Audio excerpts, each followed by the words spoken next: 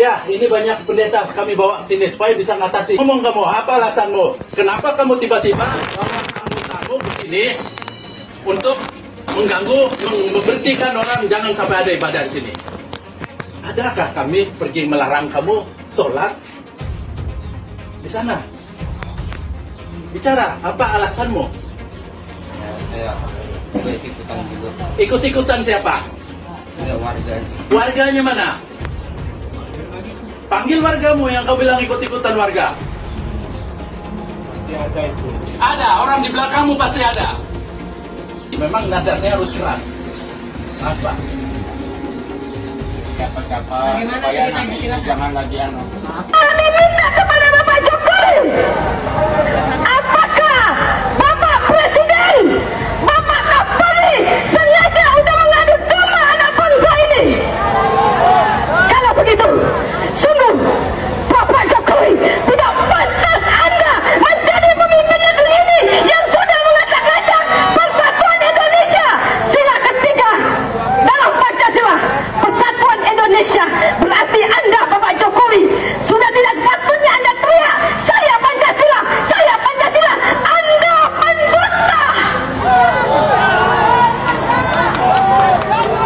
Dan kami sebagai rakyat hari ini menggugat. Kami datang jauh-jauh dari daerah ingin adanya perubahan untuk Indonesia ini. Kami bertanya, di manakah wahai anak-anakku, wahai para mahasiswa, wahai para pemuda? Kami emak-emakmu datang ke sini pasang badan, ingin perubahan untuk Indonesia ini. Kami pasang badan untuk meminta pertanggungjawaban kepada Bapak Presiden Republik Indonesia. Pak Jokowi, tolong sampaikan saya bicara dari akar rumput, dari rakyat bawah. Anda telah mengacak-acak demokrasi Indonesia ketika Anda menggolkan lewat MK anak Anda yang belum layak. Anak Anda si Gibran, Pak Jokowi, belum pantas untuk menjadi wakil presiden Republik Indonesia ini. Dia masih terlalu muda, belum punya pengalaman, belum punya keilmuan. Hai Bapak Jokowi, seharusnya Anda malu. Kenapa Anda sendiri gagal menjadi Presiden Republik Indonesia? Hari ini kami emak-emak, ekonomi susah. Dan Anda juga bersama menteri-menteri Anda mempersilahkan banyaknya TKA Cina masuk ke Indonesia. Sementara anak-anak kami banyak pengangguran.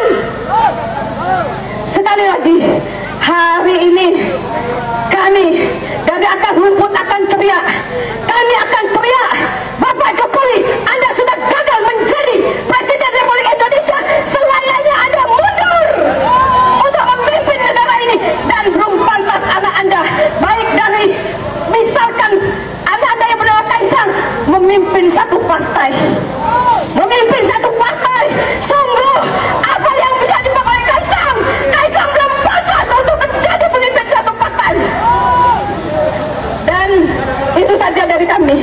Kami sekali lagi, kami hari ini datang dari daerah akan mengawal sidang MK ini sampai tegaknya keadilan, sampai didapatkan oleh. Jika hakim berlaku jujur, berlaku adil, maka tempatnya adalah di surga. Tapi ketika hakim berlaku tidak adil, tidak jujur, tempatnya ada di neraka. Sebelum neraka di akhirat, masuk dulu neraka di dunia, yaitu di penjara Cipinang. Allahu Akbar. Oleh karena itu, maka saya berharap kepada Bapak Ibu sekalian, sampai tanggal 22 hari terakhir MK harus memutuskan siapa yang bersalah, siapa yang benar. Bapak Ibu senantiasa harus ikut serta bersama-sama dengan Presidium untuk selalu meramaikan sampai 1 juta, 2 juta. Insya Allah MK akan mengubah pendiriannya kembali kepada hati nuraninya. Bersedia Bapak Ibu untuk datang berjuta sampai 1 juta, sampai 2 juta. Bawa keluarga, bawa anak istri, bawa tetangga. Mari kita bersama-sama untuk mempenjarakan Jokowi. Penjarakan Jokowi. Penjarakan Jokowi.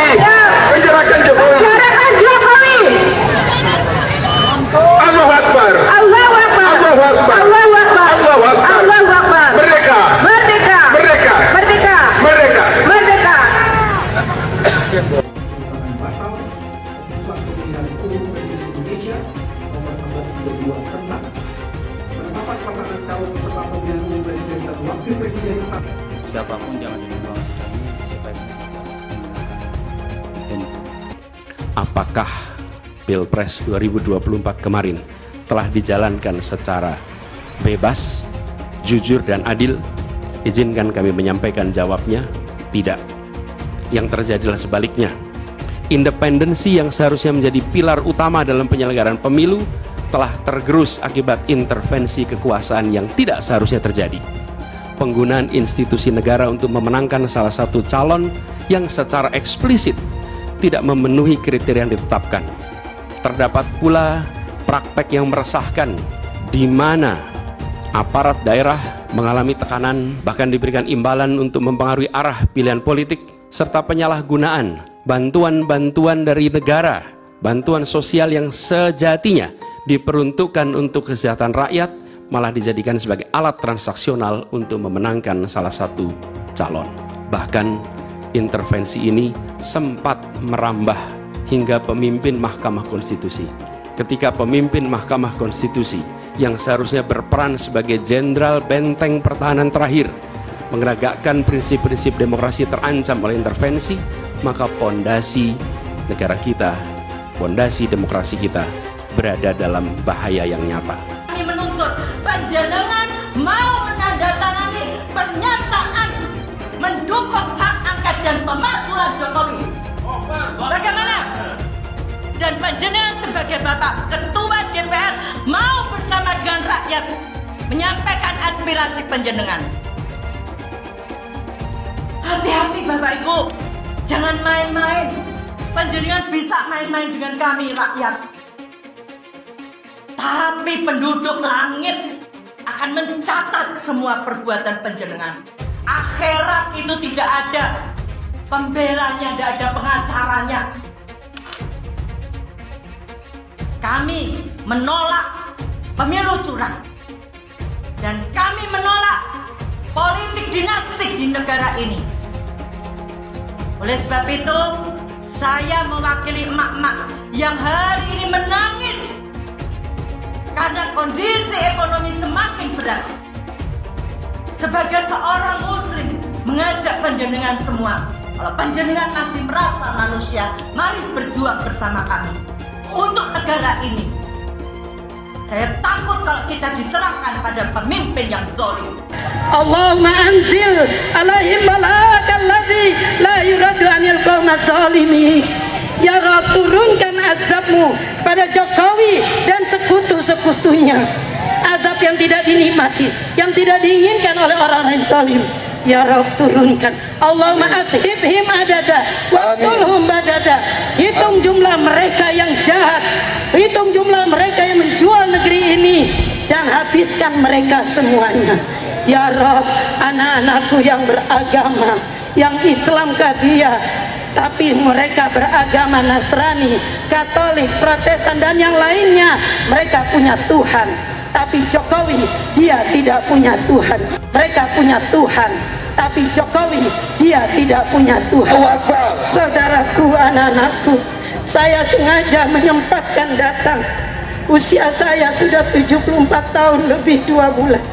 Saya khawatir anak cucu saya tidak punya negeri nantinya, karena negeri ini akan dikuasai oleh Cina dengan tentara-tentaranya sudah banyak. Di Morowali bertengkar tentara Indonesia, tenaga kerja Indonesia dengan tenaga kerja Cina, yang mati anak Indonesia 100 orang, Cina cuma 1 yang ditangkap dan dipenjara anak-anak kita tenaga kerja Indonesia. Saya menangis. Ini negeri siapa? Anakku, saudaraku, tentara, polisi, bangkitlah, sadarlah, minta pada Allah, datangkan kesadaran pada para ABRI. Kalian jangan membela yang salah. Kita memilih negeri ini, bukan Jokowi dan keluarganya. Jokowi adalah antek-antek komunis. Antek-antek komunis. Betul atau tidak? Ayahnya adalah ajudan Aidit, dan ternyata sidang demi sidang mengadili tentang ijazahnya, dia tidak pernah kirimkan ijazah aslinya. Tandanya apa itu? Jadi saatnya dia harus turun, masukkan penjara, dia harus mendapatkan hukuman yang sebesar-besarnya. Kita semua harus bangga jadi orang Indonesia. Ya, kita kritik bangsa kita, tapi kritik yang membangun. Jangan kritik merasa semua jelek, semua jelek. Kalau jelek pindah aja kalau dari Indonesia. Ya, saya suka kesel juga kadang-kadang bilang ini kurang Allah. Aku tanya juga, saya lihat sekarang dulu waktu dia jadi pejabat apa kerjanya, tak jelas juga. Kan sekarang jejak digital kamu kan kelihatan. Jangan sombong lah kau, bicara-bicara kritik-kritik kau, you have done nothing. Atau mungkin the other way around, kau juga mencuri waktu kau menjabat. Masih terus kita perbaiki di sana-sini. Kalau sempurna ya pasti belum lah. Kalau sempurna kau di sorga aja nanti. Siapa yang mau ke sorga duluan silakan. Nyuruh kita untuk wajib pilih Anies. Gak masalah, itu adalah hak dia. Yang jadi masalah alasannya. Dia bilang kita wajib milih Anies karena Anies Baswedan itu Imam Mahdi. Ini makanya buat yang ngomong kayak gitu, gua saranin mending tobat dah. Habis itu mikir, sejak kapan Imam Mahdi kalah sama Prabowo? Kalau Prabowo kalah gimana lawan Dajjal, Bang? Ya Allah.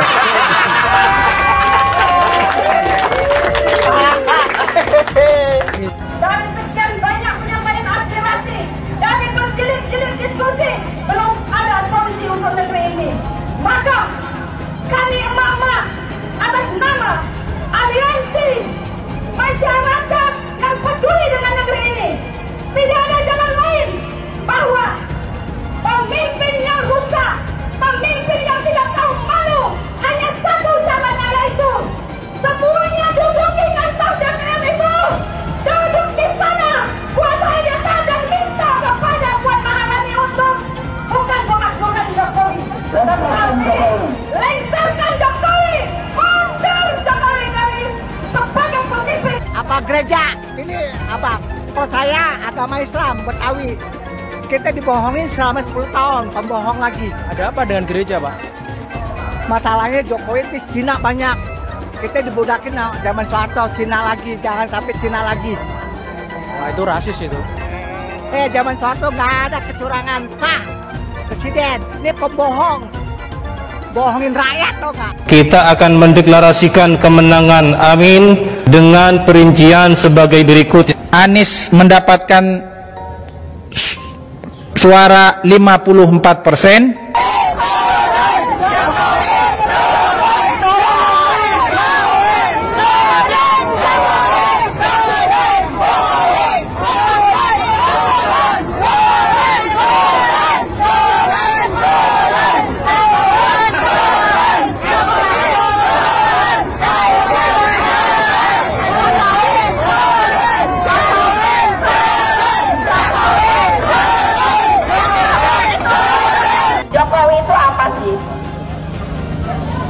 Jokowi itu apa? Ya Allah, dia itu seperti boneka golek, ditata ke sini ditata ke sini tapi sebenarnya lebih pinter anak saya loh. Bener apa enggak? Lebih pinteran anak saya, anak TK. Masa 1 ditambah 1 berapa? Dia bilang 11. 1 ditambah 1 buat 11. Otaknya di mana? Otaknya di mana? Goblok kalian, tolol kalian. Ngaku profesor, masa 1 tambah 1 kok 11? Goblok apa enggak? Tolol apa enggak? Saya menentang politik identitas karena bagi saya politik identitas dengan membawa-bawa agama itu mempermainkan agama, mengajak-ngajak orang untuk ikut demi agama, padahal yang ngajak ini sebetulnya mencari dunia, yaitu jabatan dunia. Kepada orang banyak katanya ngajak-ngajak, kalau ikut saya masuk surga, nyoblos saya masuk surga, tidak nyoblos saya neraka, tidak berhak disalati kalau mati misalnya. Ini mempermainkan agama. Mau jadi apa kita tanpa amin? Mau jadi apa kita tanpa amin. Mau jadi apa kita semua tanpa amin. Apa kata dunia Indonesia tanpa amin. Alhamdulillahirrahmanirrahim. Emang yang punya surga kelompoknya pendukung Pak Anies? Hah? Iya. Ngapain lama-lama di dunia? Ngapain? Kalau katanya dijamin masuk surga, Pihak kami 01 sudah menang, tapi dikelebongkan. Biadab KPU, biadab KPU. Jangan pengadab KPU. Kalian keluar. Jangan jadi pecundang. Kalian tuh pecundang. Kemarin 2019 kami asli membela Prabowo. Kami jadi gembel. Kami tidur di jalanan pakai kardus. Tapi aku perjuangkan. Dia akhirnya masuk ke tumberan yang sama. Dia apa? Dia nggak tahan dengan oposisi. Sekarang aku perjuangkan 01. Aku perjuangkan Anies Baswedan. Kami perjuangkan Bapak Anies Baswedan itu udah menang. Lawan dia. Lawan. Wahai KPU, dengarkan suara hati rakyat. Jangan pernah membuka pembicaraan atau berdebat dengan pendukung 01 karena capek, beneran capek. Mereka itu kalau berdebat nggak apple to apple, selalu bawa-bawa agama, seolah-olah mereka mengkotak-kotakan dirinya sebagai pendukung dengan agamanya yang kuat dan lebih soleh daripada pendukung paslon-paslon yang lain.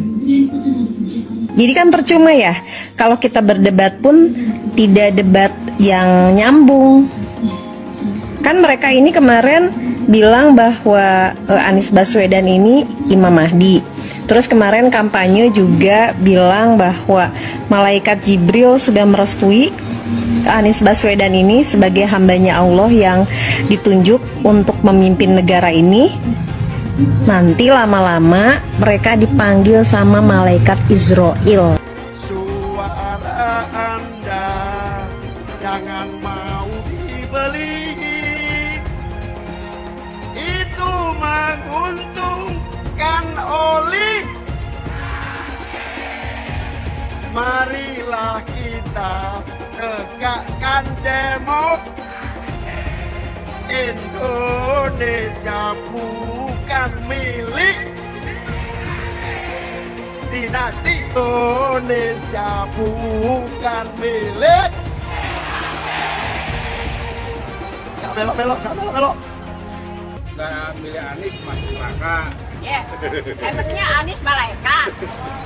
Emangnya Anies Allah? Dia juga belum tentu di belakang kita mah. Kan ya, anaknya aja boro-boro pakai jilbab, Ibu. Anaknya aja nggak pakai jilbab. Iya. Nih, masalah surga dan neraka hanya Allah yang tahu.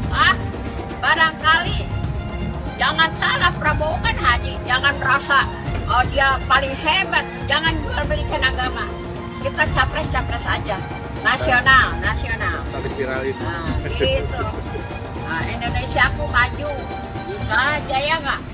Sekarang berubah, apa yang dirubah? Purwakarta ya Purwakarta aja, nggak bisa ada jadi yang lain-lain. Harus maju, bukan dirubah, dimajukan, ya nggak? Capek-capek belajar agama, capresnya Imam Mahdi. Bener aja, rugi dong. Yaitu Abah mengutus 1000 malaikat. 1000 malaikat. Dari 1000 malaikat yang satu malaikat membawa 1000 malaikat. Berapa itu di jumlahnya? 1 juta. Kita akan mencoblos pilihan Allah dan Rasulnya. Siapa Imam Mahdi? Profesor Dr. Anies Rashid Baswedan. Itu Imam Al-Mahdi. Al-Imam Al-Mahdi 2024 memenangkan Anies Baswedan. Kenapa? Imam Mahdi. Semua sedunia kalau haram tidak mendukung Anies untuk Presiden Indonesia 2024, Dajjal. Kalau tidak memenang Anies Baswedan untuk Presiden 2024, Dajjal. Catat itu. Amin menang wajib, amin kalah dosa. Secara eksplisit ditulis dalam Al-Quran. Quran surah Al-Qasas ayat 26. Quran surah Asy-Syu'ara ayat 107, 125, 143, 162, 178, 193. Quran surah Ad-Dukhan ayat 18, ayat 51, Quran surah At-Takwir ayat 21, dan Quran surah At-Tin ayat 3. Tepuk tangan untuk kemenangan. Amin. Amin menang, amin kalah. Catat itu. Amin menang wajib, amin kalah dosa. Kata amin disebut 14 kali di dalam Al-Quran, terdapat di dalam 8 surah. Insya Allah ini menjadi isyarat bahwa pada tanggal 14 Februari 2024 Bapak Anies akan menjadi presiden yang ke-8 dan Pak Muhaimin akan menjadi wakil presiden yang ke-14. Tepuk tangan. Amin menang, amin kalah dosa.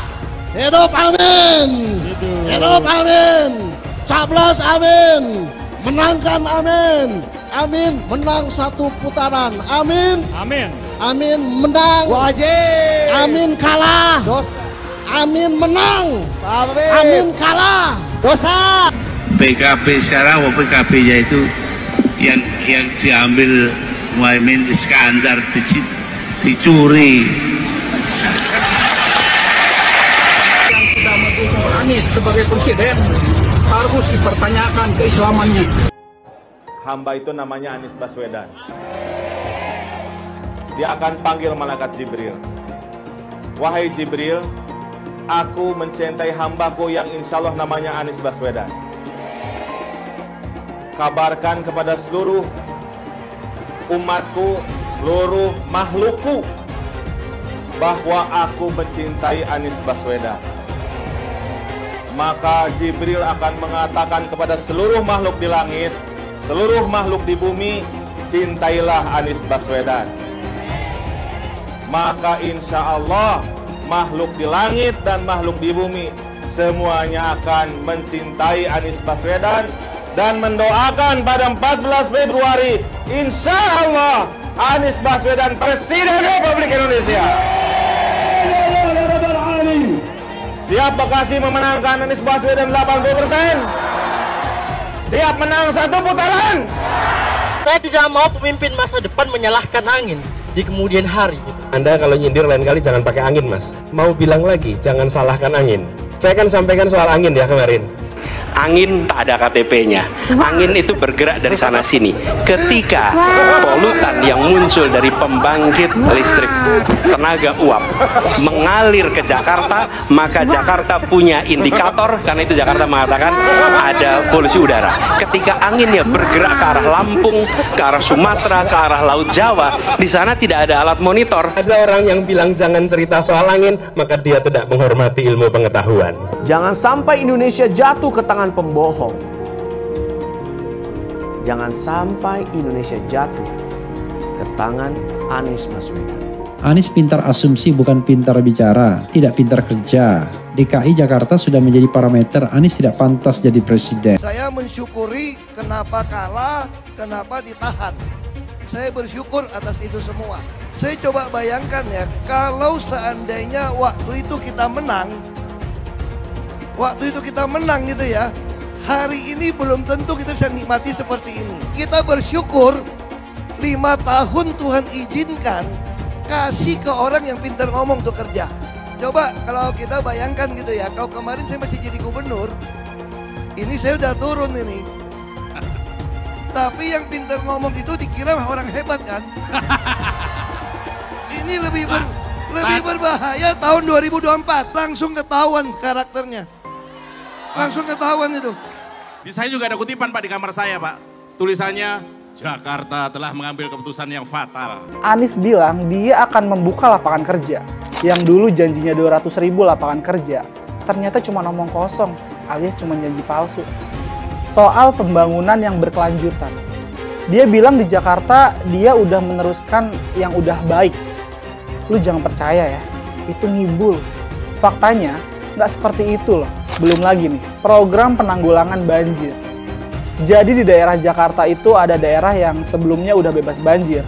Pas Anies mimpin, kok bisa-bisanya daerah itu banjir lagi? Gimana nggak banjir kalau kalinya udah nggak pernah dikeruk sama dibersihin, Pak? Kalau soal Jakarta, gue bisa bicara banyak deh. Jadi gue saksi bobroknya kepemimpinan Anies di Jakarta. Dan gue bisa pastiin, omongan manisnya Anies soal apa yang dia lakukan waktu mimpin Jakarta itu banyak nimbulnya. PKI yang kita harapkan, Anies Baswedan yang begitu jelas Islamnya. 4 tahun 8 bulan jadi gubernur. Mana peraturan pergub saja yang melarang miras? Mana perda Islam apalagi? Yang akhirnya tidak berani juga menegakkan hukum. Banjir tetap banjir, macet tetap macet, kriminalitas Jakarta. Anda tahu, 2 menit sekali terjadi pencurian. Sekarang orang sedang euforia, dia mau dicapreskan. Bagaimana umat terjebak lagi, bodoh lagi, masuk lagi. Kalau misalnya memang Anies itu mau maju dan dia tekad mau menegakkan hukum Islam dan menyatakan perlawanan, saya peduli. Tapi dia tidak lakukan itu. Bapak Politik Identitas Indonesia Anies Baswedan, Bapak Intoleransi Indonesia Anies Baswedan, jangan lupakan, jangan terlena, jangan sampai dia pecahkan kita dengan dagangan ayat dan mayatnya. Air itu turun dari langit, turunnya ke atap rumah langsung sumur bor, bukan ke sungai dan ke laut. Jangan hanya konsentrasi pada pembangunan benda-benda mati yang indah difoto dan bisa ditunjukkan dalam 5 tahun hasilnya. Kalau kita mau menilai sebuah janji, maka lihat janjinya atau lihat kenyataannya. Dulu janjinya apa ya? Dan ini aneh, betul-betul aneh. Ini bukan kampanye, tapi saya sampaikan sini. Di satu sisi menyiapkan jalur-jalur air untuk dikirim ke laut, di sisi lain di lautnya dipasang dengan pulau reklamasi, tinggal tunggu waktu jadi rob, air balik. Dan ini melawan sunnatullah. Kenapa? Air itu turun dari langit ke bumi, bukan ke laut. Harusnya dimasukkan ke dalam bumi, masukkan tanah. Di seluruh dunia air jatuh itu dimasukkan ke tanah, bukan dialirkan pakai gorong-gorong raksasa ke laut. Jakarta telah mengambil keputusan yang fatal. Bukan banjir, itu memang parkir air. Bukan banjir, itu memang parkir air. Masyarakat berkeliling dengan membawa toa untuk memberitahu semuanya, termasuk sirine. KAI-BON 82 miliar. Apa alat transportasi yang dimiliki oleh hampir setiap orang? Alat transportasi yang dimiliki semua orang adalah kaki. Kalau seandainya orang Jakarta percaya Pak Anies jadi gubernur pun, saya berani jamin kok dia akan lakukan normalisasi yang sama seperti saya lakukan kok. Gak usah bohong lah. Ketika air sampai di muara, maka siap untuk dipompa ke laut. Pancasila Soekarno, ketuhanan ada di pantat. Anak Tuhan dari mana? Kalau Yesus anak Tuhan, bidangnya siapa? Besok di seluruh wilayah Indonesia kami katakan damai. Iblis hanya menggoda orang yang beriman. Makanya jarang-jarang orang kafir kerasukan setan. Yang kerasukan setan itu orang baik-baik. Jarang, saya belum pernah nengok Cina kerasukan setan. Pernah tak Ahok itu kerasukan setan? Enggak, setannya juga. Karena sesama setan dilarang saling menggoda. Karena di salib itu ada jin kafir. Haleluya. Kepalanya ke kiri apa ke kanan?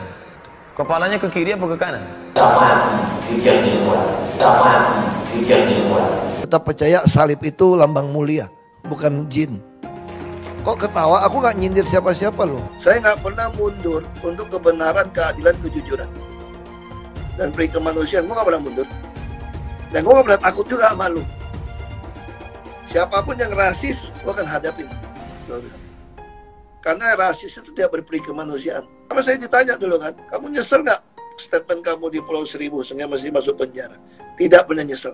Karena saya mengatakan kebenaran. Anies menuduh Jokowi melakukan penjagalan. Padahal Anies lupa pada rekam jejaknya sendiri di tahun 2017, di mana Anies melakukan penjagalan terhadap Ahok. Semua cara dilakukan, termasuk melakukan politik identitas berbasis agama, sampai-sampai menggunakan kelompok FPI, HTI, dan kelompok intoleran lainnya. Sudah barang pasti, Anies tidak akan melanjutkan program-program Jokowi.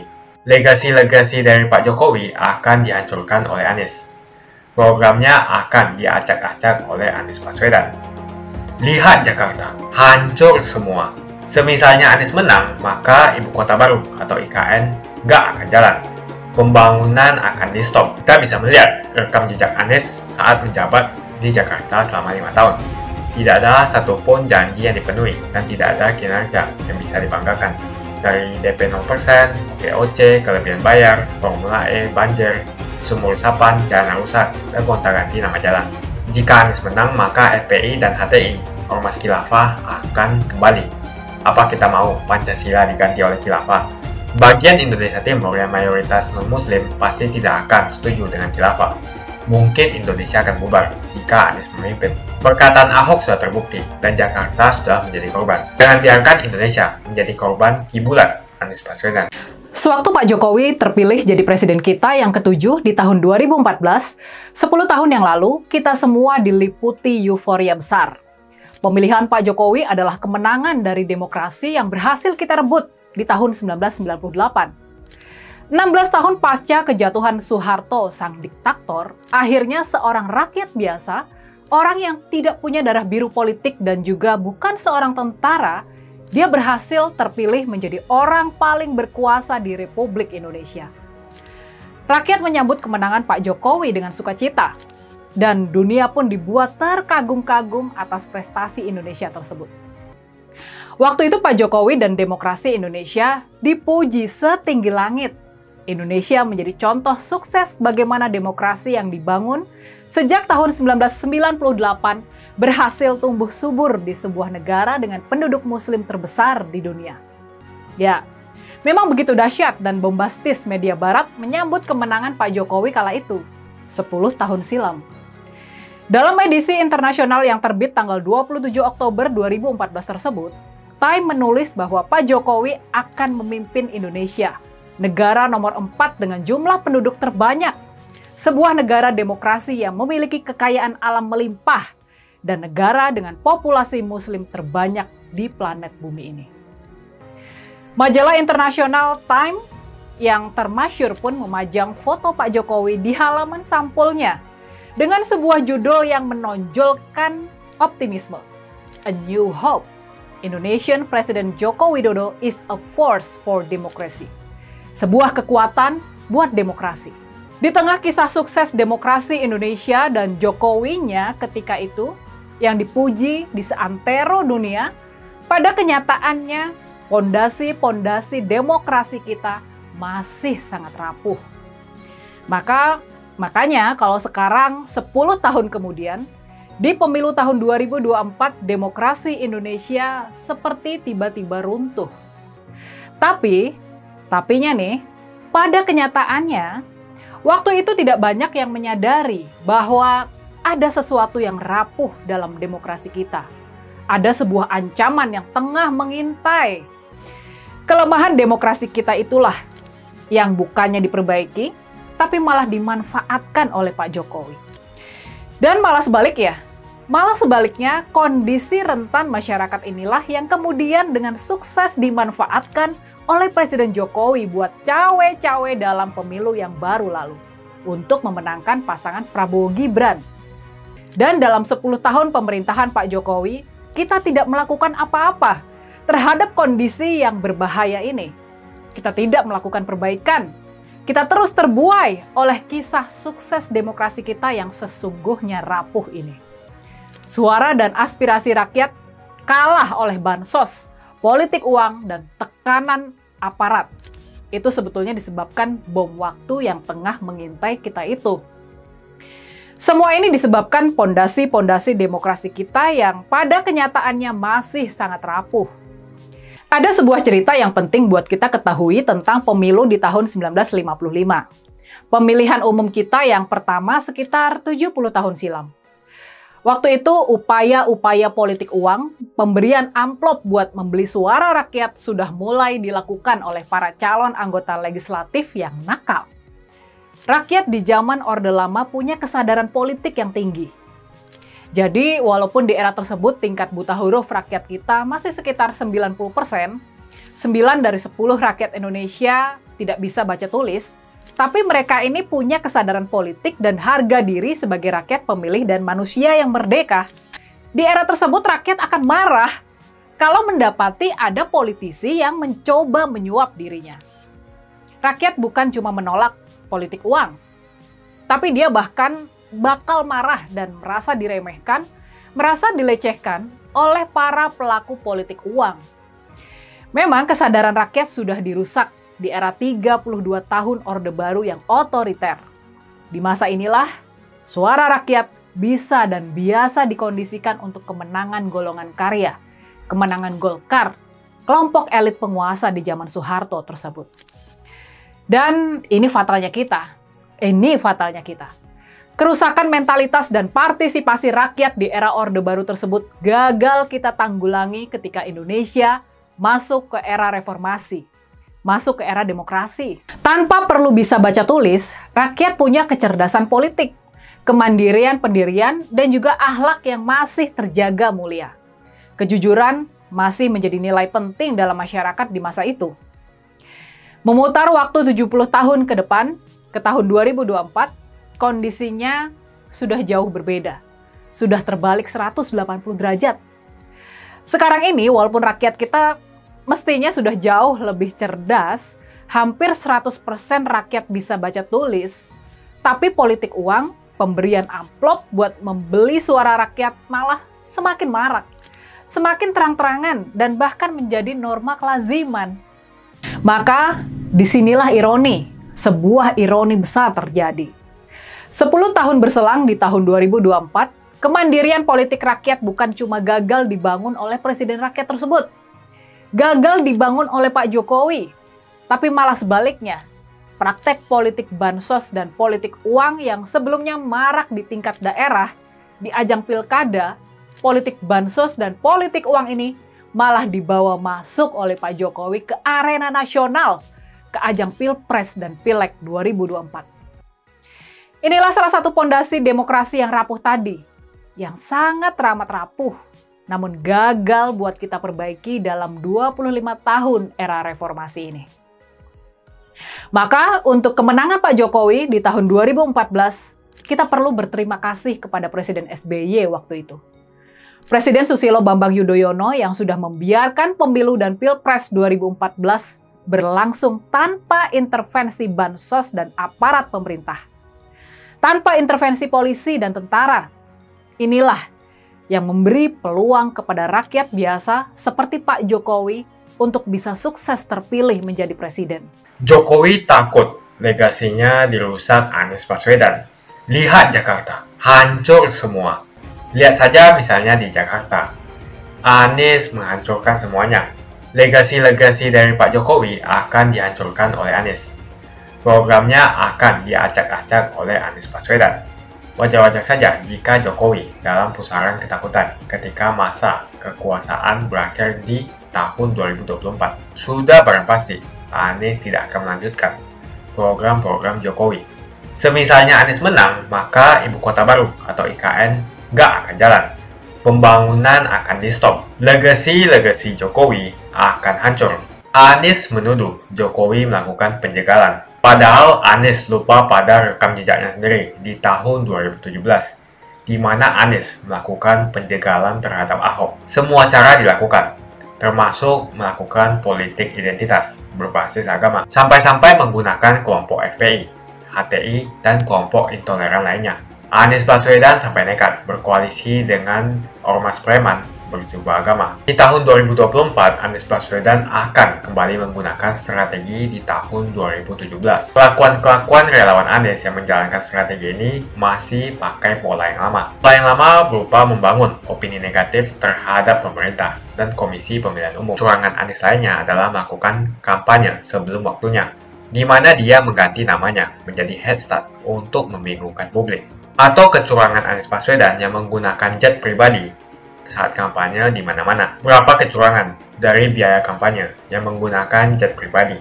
Apakah ini datang dari korupsi BTS yang dilakukan oleh Menkominfo dari Partai Nasdem? Tak main-main kecurangan maling atau korupsi yang dilakukan oleh Johnny G. Plate adalah sebesar 8 triliun rupiah. Suka tidak suka, senang tidak senang, sadar atau tidak sadar, pola Anies Baswedan ini sudah basi.